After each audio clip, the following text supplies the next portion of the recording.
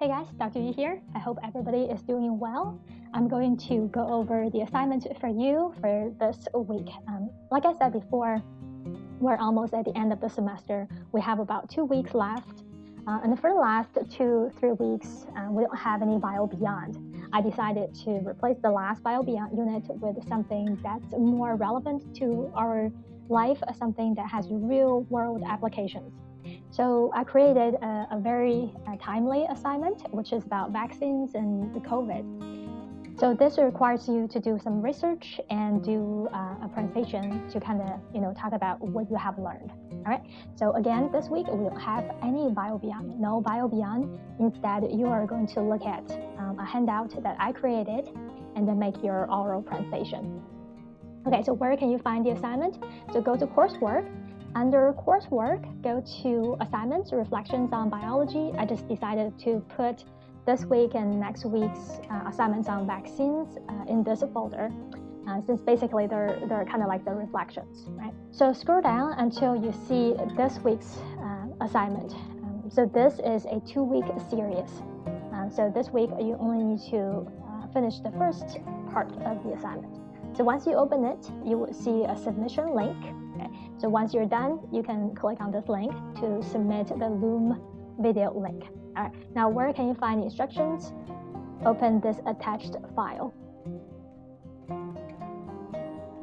And in this handout, I talk about you need to finish 3 topics. Okay? So the first and the second are kind of in this number 1 section. So you need to watch 2 very short videos on how vaccines work and how new vaccines are developed. So these videos are created by Nature.com. So there are 2 top scientific journals, Science from the US and Nature from the UK. So this is from Nature. And then based on the information from the videos, plus your own research, make sure you do your own research. If you don't do that, you're going to miss some points for your presentation. And then in the presentation, you're going to use your own words to explain to somebody how vaccines work and how we make vaccines. Right? Again, just like when you were pretending you're a medical expert from CDC, this time you're also a medical expert and you're explaining to someone who has very little knowledge and background in biology and medicine. Okay? So again, use layman's terms, use plain language to explain how things work. All right, so that's the first 2 topics, right? How vaccines work and how we make new vaccines. The third topic is in this second item.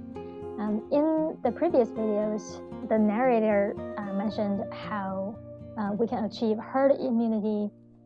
So I need you to kind of describe what herd immunity is and how this is related to some recent measles outbreaks in the US.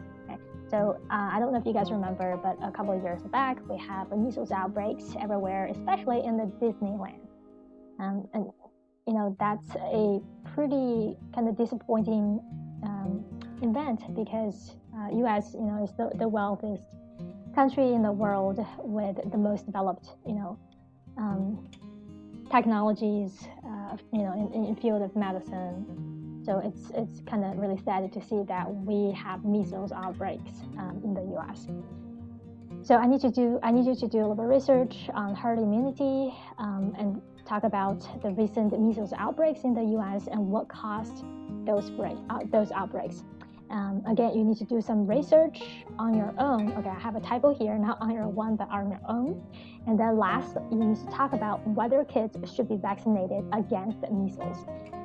A lot of parents wouldn't vaccinate their kids because they have believed some rumors, some conspiracy theories, some pseudoscience that vaccines can have adverse effects. So I need you to, really use the scientific knowledge that you have gained to talk about why or, whether kids in the U.S. should be vaccinated against measles. All right, now I will judge your presentation based on the following categories: accuracy of science. So even though you have to use plain language to explain how things work, you still need to make sure that your description is accurate. You need to discuss all three required topics. Okay, don't miss anything. Your content has to be clear, right? Make sure your grammar is correct. The sentences make sense. Organization of the presentation. you have to use PowerPoint slides, or you can use Google Slides, or you can even use a Google Doc, right? So as long as you're presenting something on the screen while you're talking, that's good. Right?